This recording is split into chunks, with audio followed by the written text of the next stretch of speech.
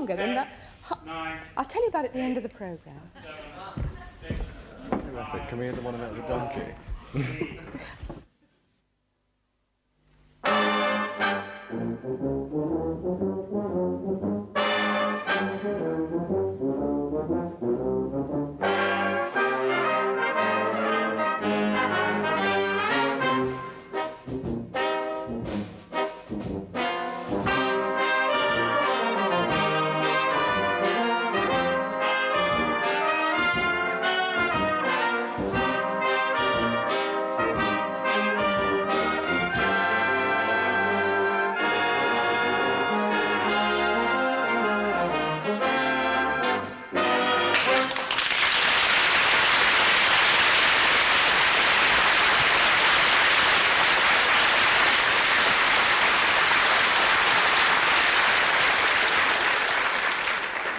Thank you very much. Good evening and welcome to That's Life. We'd like to send our particular thanks...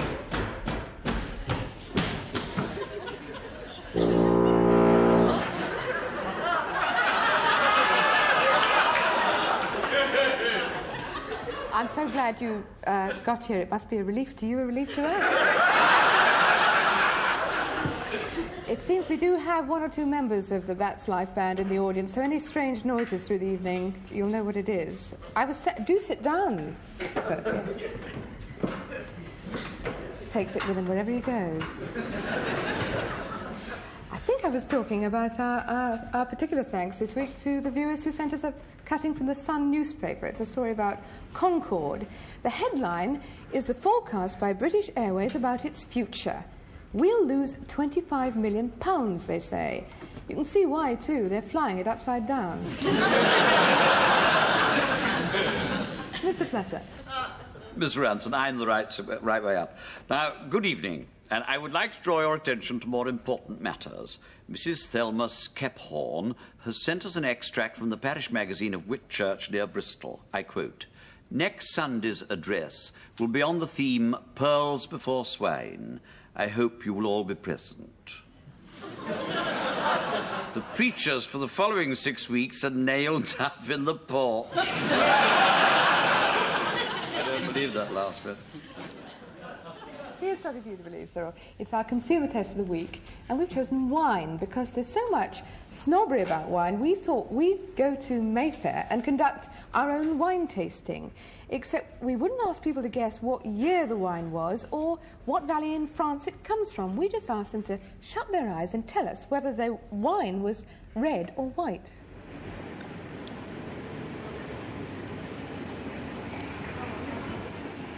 I'd say white wine. I was wrong. It's red. I beg.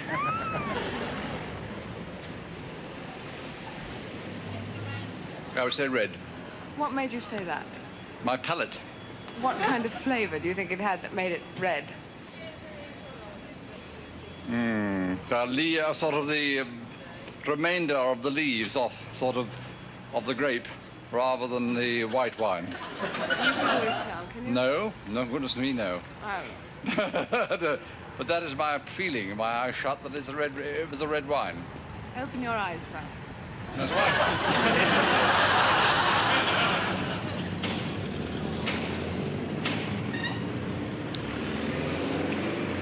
Red. What made you say that? Well, I think I know. Wine. Have you been drinking wine long? Yes. And you care for it? Yes, very nice. Really? Yes. What was that? I take it as red. And you're very fond of red wine? Yeah. And you drink it whenever you can? When I possibly can. And what happens if you get offered white wine? I drink it just the same.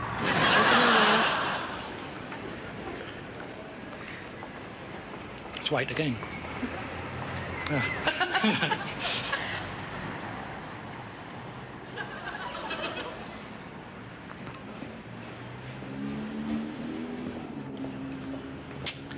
I think it was red. Red. White. Well, you're right, quick and go. would you care just to shut your eyes a moment and tell me whether it's going to be red or white? Red.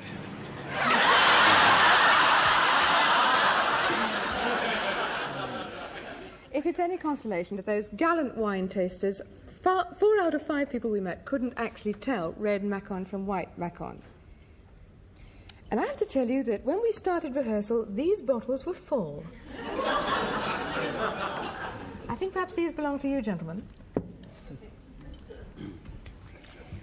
Any slurred speech and you're fired. This is a work of art. It is, of course, a falcon. A falcon. It was made out of seashells by Mrs. Mary Swift, and if you think she did this for fun, you'd be wrong, because she did it for the money. Because Mrs. Swift answered an advertisement in her local paper put in by Tropical Seashell Craft, and they sent her the details. Apply your own artistry and personality to this work, and so earn an extra £15 to £25 a week. It's really a very good idea. Tropical Seashell Craft sell you the seashells. You make falcons or whatever you like out of them, and then Tropical Seashell Craft will sell them for you. They guarantee to do so. They say so. You make, we buy. We will definitely guarantee to buy from you at the market price all original, saleable Shellcraft novelties. Mrs. Swift sent off £2.20 for her beginner's seashell pack, and £1, which Tropical Seashell Craft were charging to cover their guarantee to purchase. And just to make sure she got it right, she read the instructions very carefully. We are only interested in original designs such as odd-shaped animals. There you are, spot on.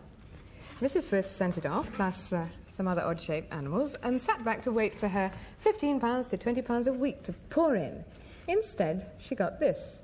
Dear Mrs. Swift, plaques are not very saleable. Buyers are looking for original designed items. The candle holders have been made very well, but this is not a very good sale item these days. The lizard arrived, damaged, but this again is not a very interesting article. We're returning them. Yours faithfully, Tropical Seashell Craft. And Mrs. Swift took umbrage. Apart from anything else, she'd done 3 years at Medway College of Art. And what about that guarantee? So I rang up Tropical Seashell Craft and spoke to Mr. Thomas. I said, "Hello, my name's Esther Rantzen." He laughed. I said, "Why are you laughing?" I wrote a letter to the BBC complaining about you. Why? Because you speak very indistinctly. Sorry, what was that? Because you speak very indistinctly. Mrs. Mary Swift from Medway sits sticking sticky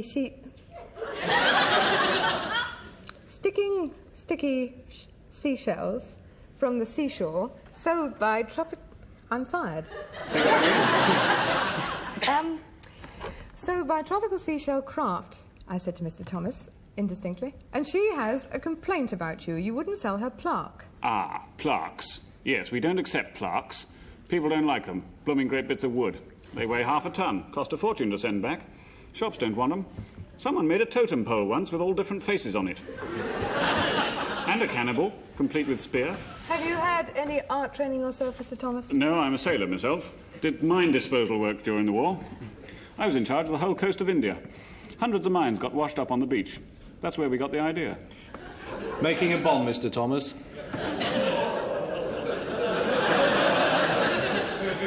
Can't fire a man twice, can you? What about the guarantee, I said to Mr. Thomas. Can you tell me the name of any shop that buys Tropical Shellcraft? Yes, there's the post office in Rustington. Well, being a low sort of person, I phoned a post office in Rustington and spoke to the postmaster. He said, Seashell Craft stopped coming round to us for some reason 2 or 3 years ago, so now we have to get our shellcraft from someone else. Can you sell plaques? Oh, yes. I phoned Mrs. Swift at once, but she's already selling to 2 shops. She's sold them a plaque of Miss Muffet, and she's going to sell them a falcon any minute now. She hasn't actually taken She hasn't taken the company's advice how to sell privately, though. And their advice is, the first and obvious method to obtain orders is from relatives, friends, or the milkman, baker, window cleaner, insurance man, or indeed anyone who visits your home. Hello, sailor.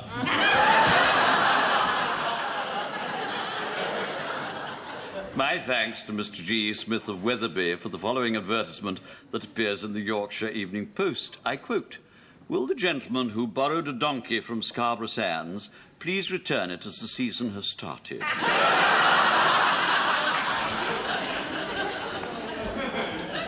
Now the story of Mr. Robert Sly and these. Mr. Robert Sly was walking past the Fine Fare shop in Watford this week when he saw a poster.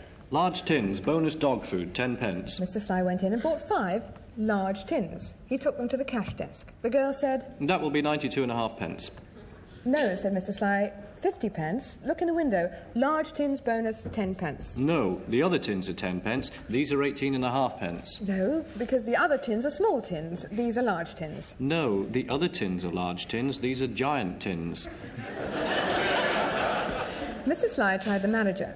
If the small tins are the large tins, how much are the small tins then? No, they don't make small tins. The small tins are the large tins.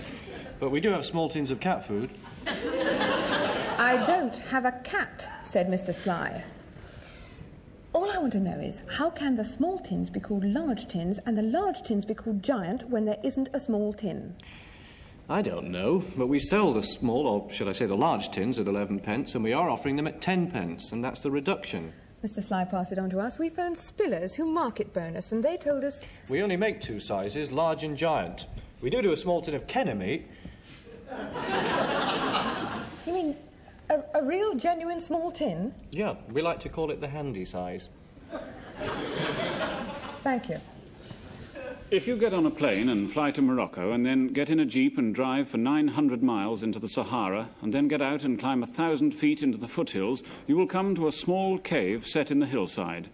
Sitting at the entrance to that cave, patient and eternal as the desert that surrounds him, is a 97-year-old Bedouin tribesman. And there is something very special about that 97-year-old Bedouin tribesman. He doesn't know the World Cup is on. Any day now, he's going to have to move over because about 10 million women are going to move in with him.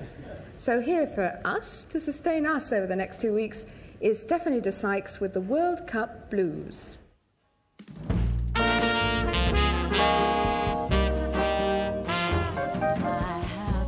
A dream, but it won't come true, that the soft rain fell and the green grass grew, and it grew so tall on the football pitch they could not play a single match.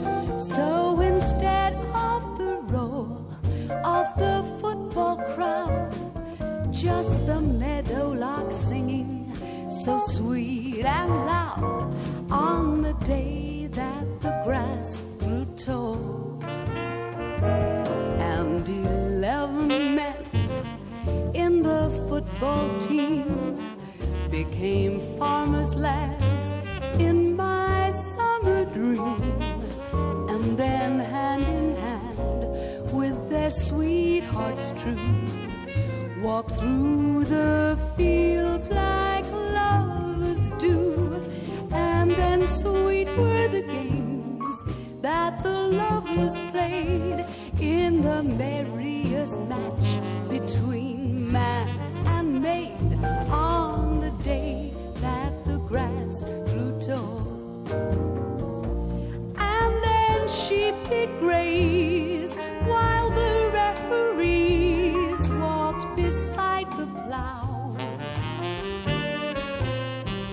and the thugs and fans trade their jerseys in for a Jersey cow. And my own true love in the long green grass took me in his arms, and he made his pass, and he cornered me on a quiet stroll. He got his kick and scored a goal, and it wasn't a foul, and he kept the rules, and I felt just as if I'd won the pools on the day that the grass grew tall. But I woke too soon, and my dream is gone, and my love sat here with the telly on till the last game's won and the last team's lost. My love will watch till his eyeballs cross, for the footballers win, but the ladies lose, and I'm singing a song of the World Cup blues, and I wish that the green grass would grow, for the sun shines down on the buttercup, and I don't care who wins the cup. That's the sound of the World Cup blues.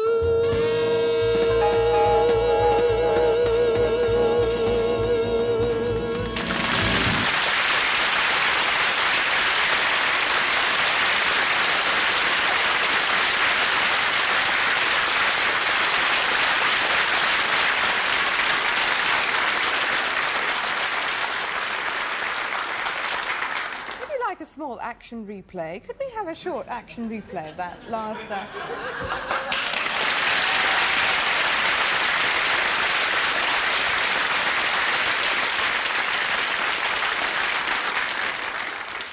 Frank Buff, you look quite happy where you are. It's rather nice, yes. Better than football? Yes, do you mind if we go back now? No, indeed not. Thank you. Which brings us to That's Life Award for Service Beyond the Call of Duty, which goes to Swindon's Cleansing Department. Mrs. Peggy Orcott wrote to us about her dustbin. It left with the dustman one morning and it was still missing a couple of weeks later. So Mrs. Orcott wrote a letter to the council. Dear sir, it went last Wednesday. I was on a shopping chore. Its lid was quite pathetic, but no hole of that, I'm sure.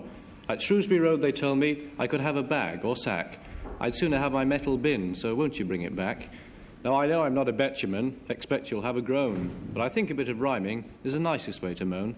The letter went to Mr. John Hamilton, Deputy Manager of Cleansing. He and his inspectors went to work on it straight away, and the next day a shiny new plastic bin arrived, together with this letter.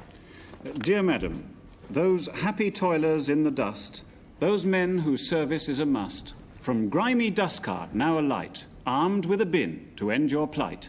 We hope this brightens up your day. Alas, the dustman cannot stay. Our grimy knights may tarry not, but leap into their chariot. We thank you, too, for your restraint in sending us a rhymed complaint. We hope your bin will never more depart from just outside your door.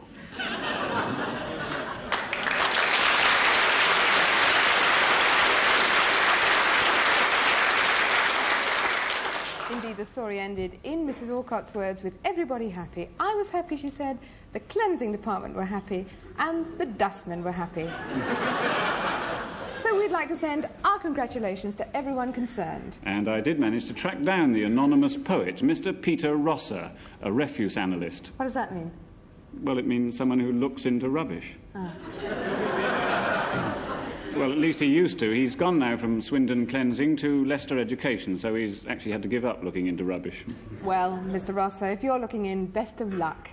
I thought you said he'd given up looking into rubbish.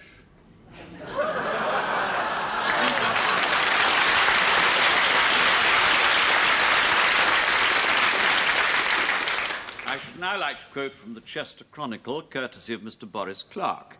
Thieves broke into a house in Northrop recently and stole items worth more than £260, including a television set, sheepskin rug, and a tin of macaroni pudding.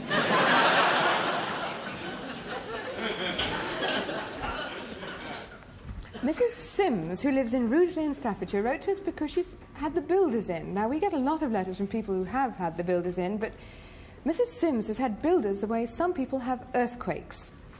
That is Mrs. Sims in her sitting room. You may notice there's a gas cooker there as well. Mrs. Sims doesn't particularly like having the cooker in the sitting room, but the kitchen isn't quite finished yet.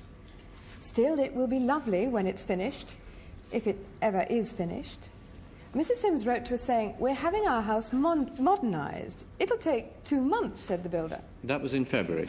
The builders arrived, they ripped out our hot water geyser and left us with a leaky cold water tap. They took up our floors, knocked down our walls, gave us a most impressive-looking rockery covering the garden and took out the windows. That took them 1 month. Then they went away. While they were away, Mr. and Mrs. Sims kept saying how nice it would be if they came back. That took another month. Then they did come back.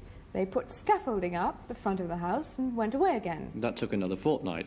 Then they came back. They took the scaffolding down from the front of the house and put it up the back of the house. Then they put glass in the windows, pointed the chimney, rendered most of the brickwork, and went away again. That was 5 weeks ago. Still, as Mrs. Sims said, who needs a bath when you can stand under the kitchen roof when it's raining and have a shower? And Tracy likes playing with her bricks in the garden. House bricks, that is. And Kevin thinks it's lovely to be able to make mud pies in the kitchen and sand castles in the sitting room. Now, don't think the builder has actually been neglecting Mr. and Mrs. Sims. They did get a letter from him only a few days ago. He said he wasn't going to do any more work until Mr. and Mrs. Sims paid him £800. Mrs. Sims says, do you advise us to pay it? The builder is Mr. Barriere of Hampstall Ridware. When we spoke to him, he told us... I can't afford to keep working. You say the Sims are worried. They aren't half as worried as I am. My solicitor told me I was entitled to demand a stage payment. Until they give me £800, I'm not going to do another thing. In any case, there was nothing on paper. It was only a friendly agreement. If it's that friendly, he ought to pop round for a cup of tea. If he doesn't mind waiting while Mrs. Sims finishes bathing the children in the washing-up bowl, which he has to fill from the kettle, which he has to fill from the tap in the wall. And if Mr. Eyre would care to pop round to the house he's modernising, Mr. and Mrs. Sims have something to tell him, because they asked us what they could do about the mess they're in. So here for Mr. and Mrs. Sims, and for the rest of you who've written to us because you've had the builders in, is what you can do about it, and them. The legal experts we spoke to told us unless a builder says specifically in his estimate that he wants money halfway through a job, then he has no right to ask for it. And a builder cannot charge extra either for increased cost of materials or whatever, unless he specifically says so in writing before he starts. And if, like the Sims, you're left stranded by a builder and are even worse off than when he started, then you can take him to court. You write and say, unless you resume the work within 7 days and complete it within whatever is a reasonable time, then we shall get someone else to do it. Pay them, and if it costs more, get the money back from you. Although, of course, that's no good if the original builder just hasn't got the money. But we did speak to the Rugeley Council about Mr. and Mrs. Sims' sorry plight, since they were due to be getting a council grant, and the council told us... The council, purely of its own discretion, has decided to offer Mr. Eyre, the builder, half the cost of the work at present completed, which we estimate at £170, in the hope that he will then complete the job. Yes, let's hope he does. Because, apart from all their other problems, Mr. and Mrs. Sims are now getting overcrowded. A family of field mice moved in last week and built a nest in their sofa. Not a problem, actually, that's going to ever affect Karen Holloway. She's 12 and she lives in Museum Mansions, Great Russell Street in London, and she says, my most favourite animal is a cat. I've never been allowed to have a cat because my mother thought it cruel to keep a cat in a city, but I eventually persuaded her, and she gave it to me for my birthday. She's absolutely adorable. I named her Thumbelina. I've wanted a cat for so long that now I have one, I want to take great care to see she's fit and healthy. Well, Karen wanted us to test cat food for her in the way we did dog food. After all, we've all seen and marvelled at those commercials where the cat makes it so abundantly clear which cat food it prefers. We thought we'd make one ourselves. A really discriminating cat knows what he loves to eat. He'll pick kitty cat. Or he'll pick top cat. Or whiskers. Or, well, yes, that. Shall we put it this way? What he really likes is food. Thus did we prove that cats prefer food, but even that's a little misleading. Have you ever wanted to see the bits of a cat food commercial that go wrong? Well, why not? Here are some pieces of film we really ought never to show you. What really happened when we were filming. And it features director Henry Murray, cat owner Deirdre MacDonald, and cat called Mrs. McLean. Now, the way you can tell them apart, Henry is the one who shouts... Henry's the one who shouts, cut. Deirdre's the one who shouts, "Beefies!" And Mrs. McLean, of course... Mrs. McLean's the star. Beefies. Beefies. Beefies. Beefies. And cut, let's start again. One, take two. Beefies. Now put it down, Deirdre, and I'll hold it. Can we... Cut. One, take three. Mrs. McLean. You sure it's under the sink? Mrs. Is it McLean. lovely? Mrs. McLean? Mrs. McLean? Beefies, come on. Why don't you get some up? Beefies. Come on, Mrs. McLean. Beefies. Beefies. And now, stay. Cut. One, take five. Beefies. Beefies, Mrs. McLean. One, take seven. Beefies. Mrs. McLean. Beefies. It's food. You didn't feed her this morning, did you? No, I didn't.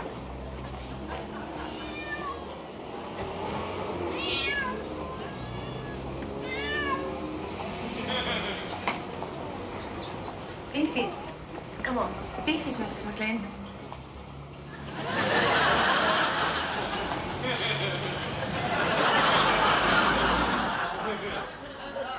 And that, of course, proves, as every cat owner knows, even more than food, cats like furniture. Now, our ode. Mrs. Muriel McDermott was given a present on Mothering Sunday from her daughter Janet. A bubble greenhouse, 6 little pots of peat filled with compost. In the compost are seeds of herbs. And in 7 to 14 days, it says, your herbs will have germinated. 5 weeks later, Mrs. McDermott's daughter Janet came to visit her mother. How are the germinating herbs, she said. Mrs. McDermott said, see for yourself. There was 1 pot containing compost, which should have been containing basil. Summer savoury, winter savoury, and marjoram consisted of 1 white thread per pot. Fennel was 4 weedy seedlings, and chervil was 6 straggly stems. So Janet said, Mother, what have you done? And Mrs. McDermott said, follow the instructions. So we rang Habitat in Nottingham, where Mrs. McDermott's daughter Janet bought the bubble greenhouse, and they've promised to provide another better bubble. Meanwhile, Mrs. and Mr. McDermott, here for you is that well-known gardening expert, Cyril, to make up for that basil. Mr. and Mrs. McDermott, here is your ode, Pin Back Your Luggles. This is the tale of Titania Haig, who garden-wise was somewhat vague, and thought herbaceous borders meant them herbs what never paid their rent. Her neighbour Sid said, look out there, it's 1 part weed and 3 parts bare. I don't mind some things being bare, but not like what you got out there. She bought 100 packets of seeds and bedded them among the weeds. Now, gardening viewers, do not scoff. She didn't take the packets off. Patiently throughout the year, she waited for the seedlings to appear. Then all at once, within a week, she became a horticultural freak. Inadvertently, behind a yawn, she swallowed a gobbet of mushroom spawn.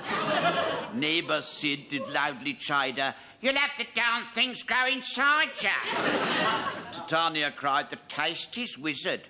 And shoved a date stone down her gizzard. And thus one day it came to pass, a twig came sprouting of first class. And from her nostril waving free, tickled her equanimity. Then hollered as she doffed her vest, there's fungus growing on me chest. And 20 little mushrooms cling round my tummy in a fairy ring. Sid said, well, they're quite good grub. Thank your lucky stars it ain't rhubarb. And seizing a basket made of wicker, his nimble fingers began to pick her. And later, from this peculiar fracas, a bunch of dates hung down her car. A dandelion from each ear, a rambling rose and a hydrangea. Though caterpillars caused vexation by nibbling at her vegetation. She married a greengrocer for a joke, who bought himself a little moke. He sells her fruit to passers-by, and she's the apple of his eye.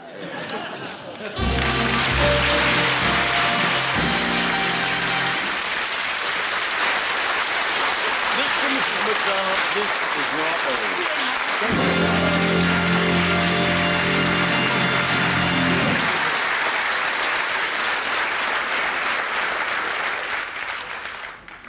Into our office this week came a letter from Mr. C.A. Rothan of 7 Tarringate, Worthing. It was headed, How to Fit a Gas Meter. Here is the letter, exactly the way Mr. Rothan wrote it down for us. April 4th. Meter delivered to number 17. Meter collected from number 17 and delivered to number 7. April 9th. 2 men to connect meter. As pipe was live, they said the inspector would have to call. Asked them to arrange call not earlier than April 17th, as would be away. April 16th, inspector called. We were not there. Card through door. April 19th, inspector called again. Said he would make arrangements for meter to be fitted, but road or pavement would have to be dug up. April 24th, postcard to say fitting would be on May the 7th. May 7th, 9 a.m. 2 men arrived to do digging and wanted to dig up flower bed. Angry wife. Men dug up pavement. Gas fitter arrived. Panic stations. Aforesaid 2 men had broken water pipe. 2 men from Waterboard arrived to mend pipe. Others wait, but fitter goes. Waterboard men finish connection and go. Further drama when water is turned on at main. No results. Phone for Waterboard man to return to unstuffed pipe. Feel like telling them all to get stuffed. 2 more men arrived to fill in hole and relay pavement. By this time, paving slab is broken. Play stopped for lunch. About 3 p.m, gas fitter arrived to connect up meter and left approx 4:30. Installer came to test apparatus. So after 4 telephone calls, 1 personal call at showrooms, and with a broken pipe and a broken paving stone to their credit, Seagas finally fitted a meter. None of you sitting there happily laughing know what we suffer for you on this programme. This week we have been taking the lid, as you see, off the pork pie, and indeed the stuffing out of sausage rolls. We were assisted by Eugène Kaufler, chef de cuisine at the Dorchester. So there. Cromwell Road Air Terminal. Sausage rolls, 10 pence. It was big and hot and made by 40s. Our chef de cuisine sniffed it and said, no comment. When we looked more closely, it had obviously been through a wearing experience. The chef said they left it too long in the heater. Now, 40's regulations say it mustn't be left in a heater longer than an hour. It must have been a difficult hour. The Gold Hawk Pub, our local Shepherd's Bush. Pork pie, 15 pence. Oh, look, said the chef, the meat's so rubbery it bounces back into shape. You get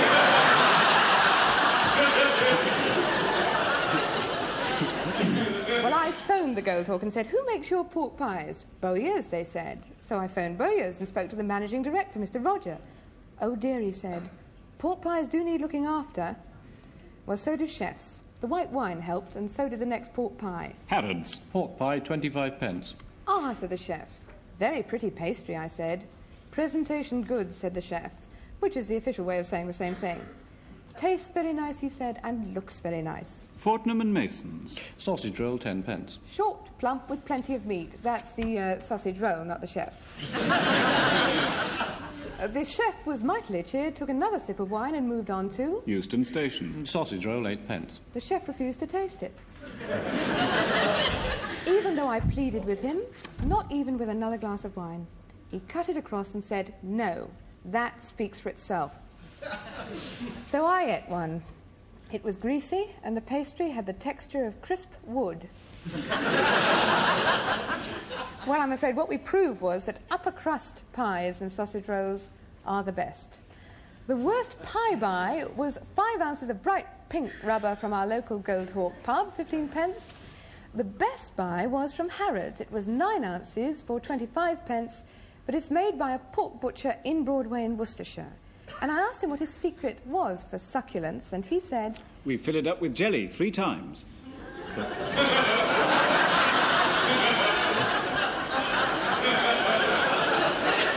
The first time, the pie absorbs it, so we fill it a second time, and then we top it up again.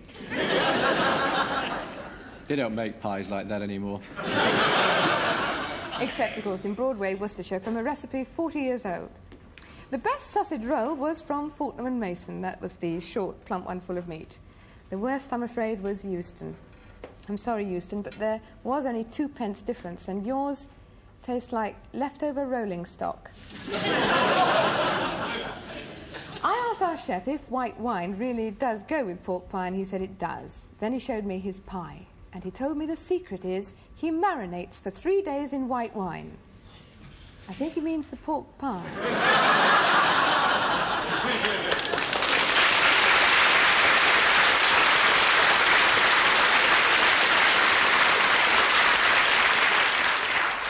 Mr. Branch of Upminster has kindly sent me a photograph of a petrol station on the Southern Arterial Road. He particularly liked the sign that says, "Service is our business," and the one next to it, "Help yourself."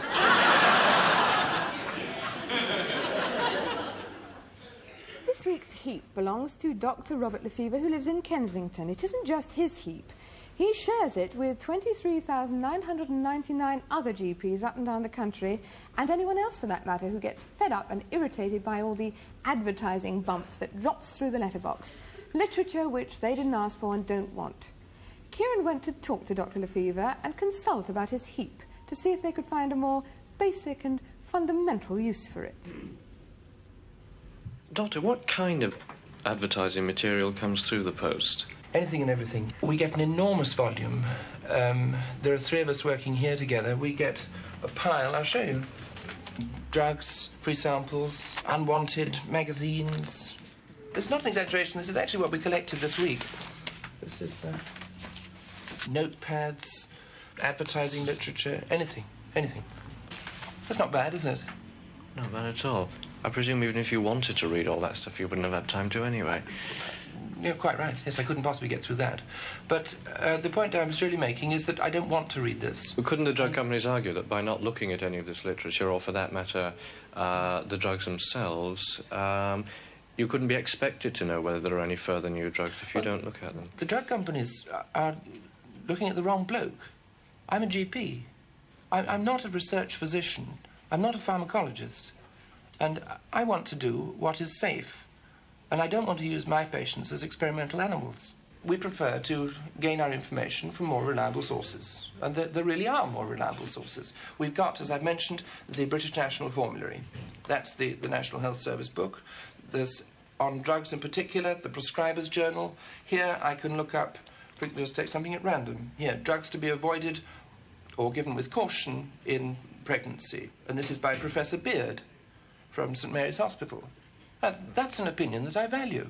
Yeah. This is what I want to read. Not, for example, something I got this morning.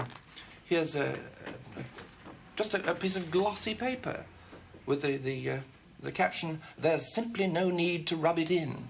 Well, you're dead right, there isn't. I don't want this. Oh, this is a scalp version. But this has been on the market for donkey's years. Well, if you it's don't just believe... straight advertising. If you don't believe there's a use for the words, what about the paper? I think there's a considerable use for this paper. To my mind, it's just a load of bump.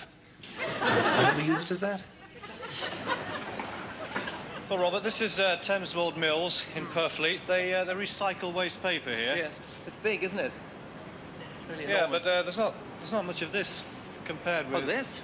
This is just one practice for 1 week.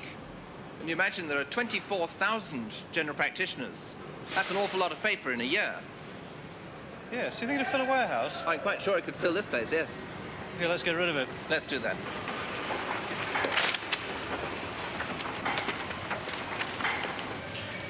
Dr. Lefevre, don't get carried away. Take out the papers and the trash, or you don't get no spending cash.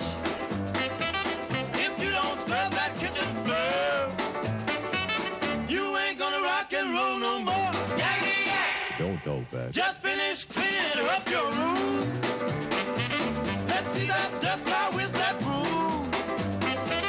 Get all that garbage out of sight, or you don't go out Friday night. Yakety yak. Don't go back. You just put on your coat and hat and walk yourself to the laundromat. And when you finish doing that, bring in the dog and put out the cat.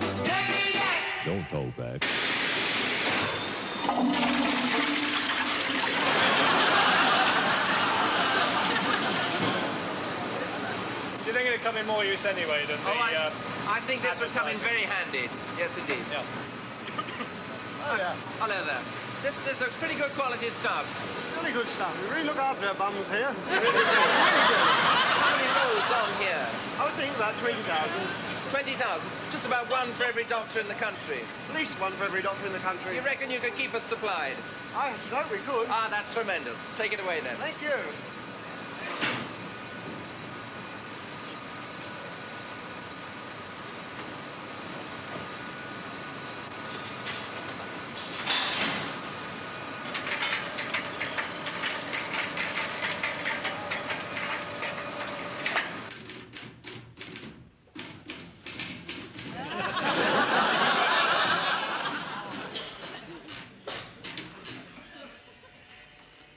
There. How does that sound? Dear sirs, I enclose some of your advertising literature, which I have not read, but have recycled into something more useful. I should be grateful if you would remove my name from your circulation list so that I do not receive any more of your circulation bump. Yours. I'm sure they'll sit down and take notice of that.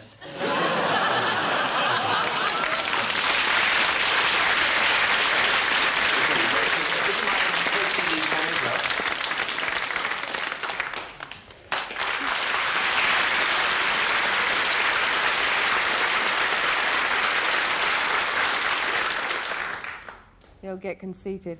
I have here in my hand a short note from Kleenex pointing out that they never do use recycled paper in their toilet tissue. Perhaps they should. I think it would be called getting it at the bottom of the market, would it? Yeah. Cyril, would it? Yes. Now, finally, a cricket report that appeared in the Manchester Evening News. I quote, "Simmons had his best innings of the season, but it was not without its trials, as he was hit painfully on the arm and on the thing."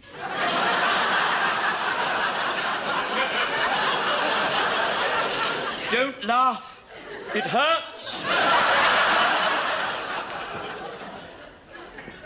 The last thing we discovered, it would have actually hurt more if he'd been hit by a Bowyer's pork pie, because they're... Good night.